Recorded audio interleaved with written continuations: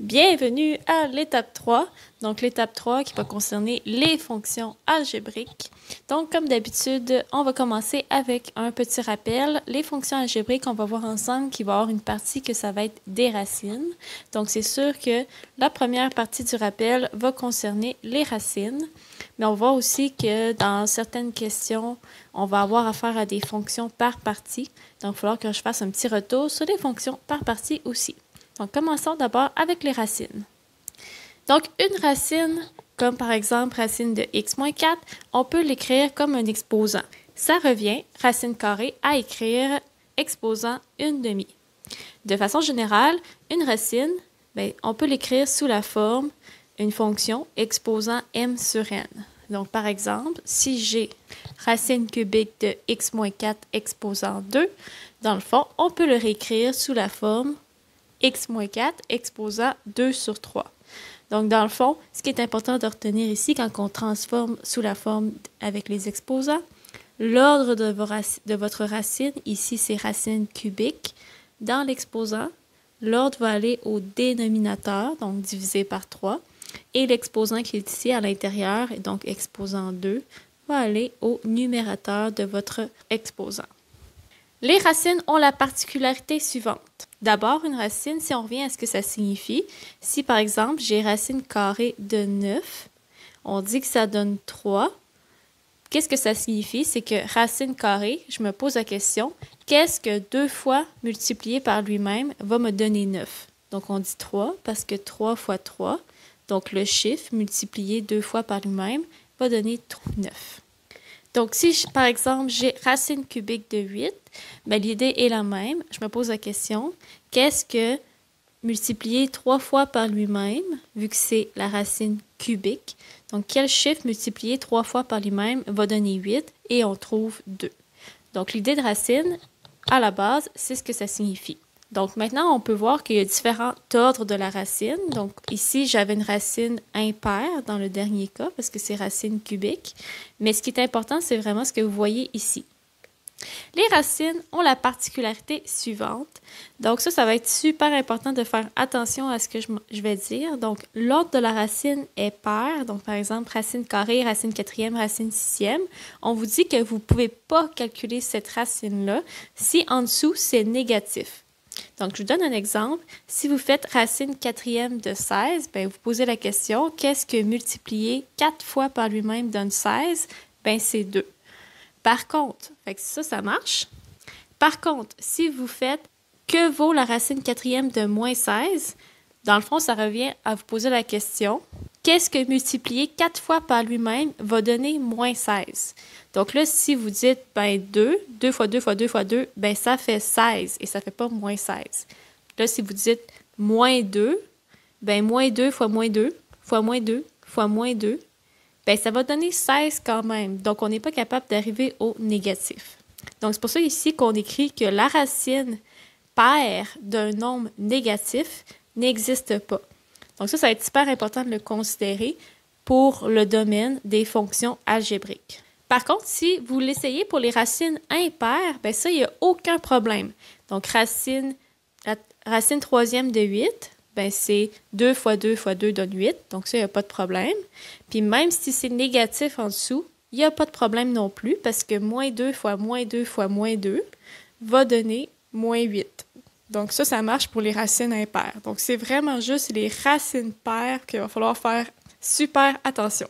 Bon, comme les racines, on peut les écrire comme des exposants, les lois des exposants s'appliquent. Vous allez voir que cette propriété-là, on va l'utiliser souvent dans cette étape-ci. Donc, dans le fond, c'est juste de séparer la racine en 2 parties.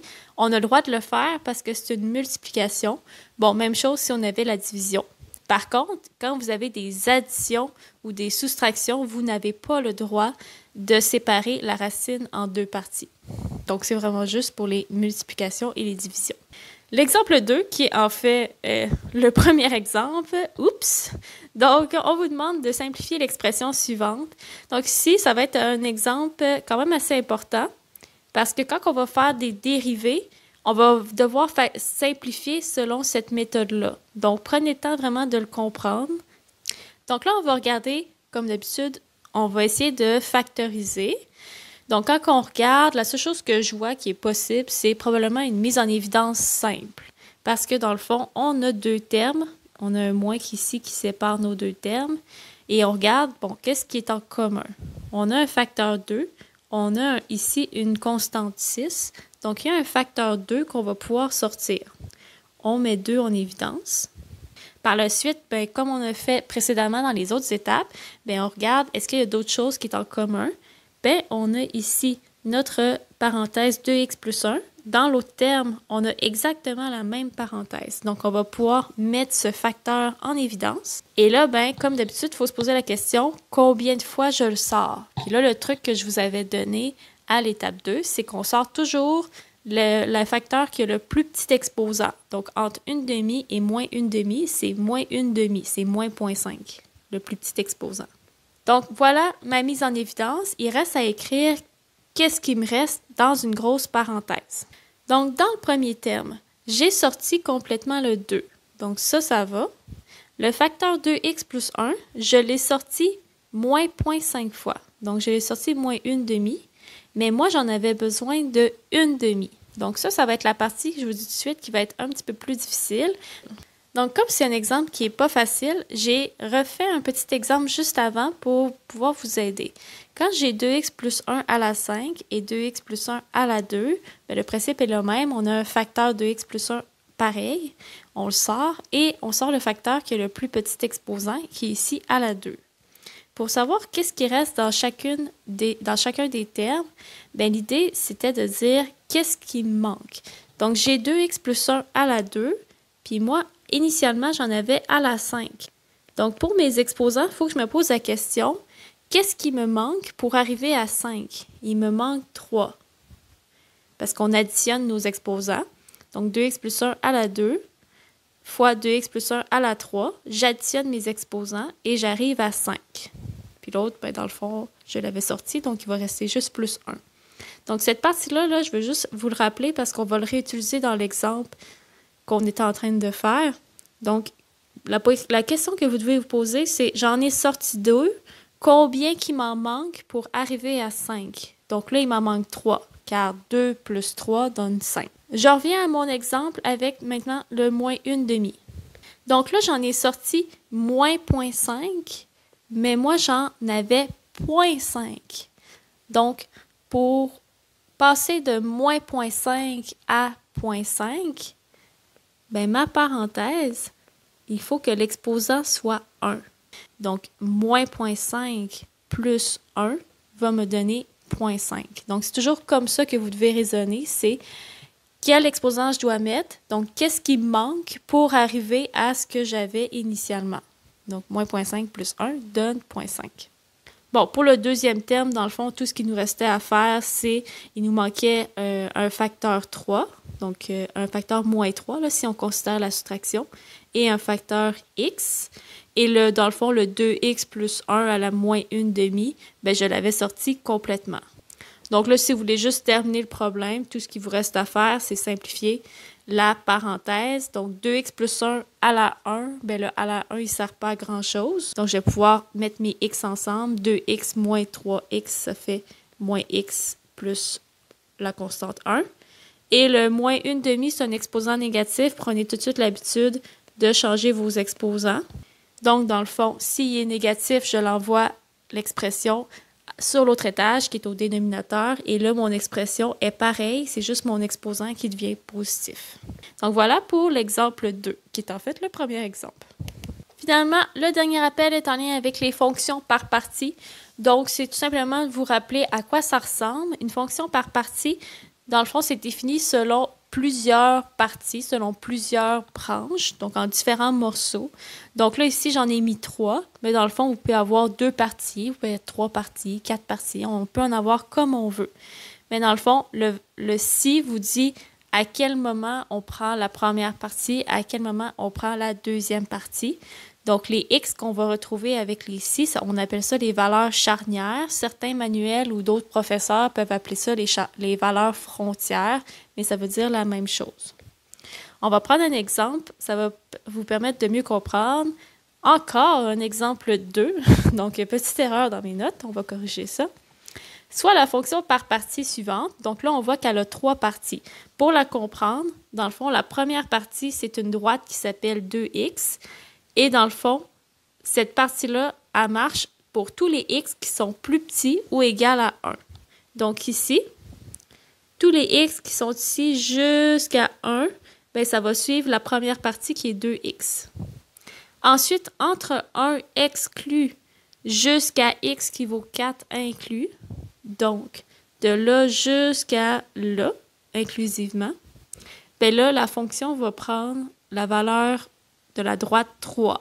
Donc, dans le fond, c'est une droite constante. Donc, c'est pour ça que j'ai fait ça en rose, c'est une droite horizontale. Et finalement, pour les x plus grands que 4 exclusivement, dans le fond, on va suivre une autre droite qui s'appelle x plus 2. Donc, c'est la droite orange. Donc, on a vraiment 3 morceaux à la fonction par partie. Donc, pour le A, on vous demande détermine f de 0. C'est sûr que si on a le graphique, on voit directement que c'est ici. Donc, c'est dans la première partie, puis ça a l'air d'être 0, 0. Mais algébriquement, comment qu'on fait? Bien, f de 0, c'est lorsque x égale 0. Donc là, vous allez voir dans quelle branche vous êtes, dans quelle partie. Quand mon x vaut 0, bien 0, c'est plus petit que 1. Donc, ça veut dire que c'est la première partie que vous allez prendre. Et là, bien, vous prenez votre fonction qui s'appelle 2x. Et comme d'habitude, vous remplacez x par la valeur, donc 0. Donc, c'est pour ça que j'ai le point 0, 0. Pour la deuxième partie, dans le fond, en B, maintenant, on vous demande f de 4. f de 4, ça veut dire quand x est égal à 4. Mais là, c'est sûr qu'avec le graphique, on le voit bien, là, ça a l'air d'être 3.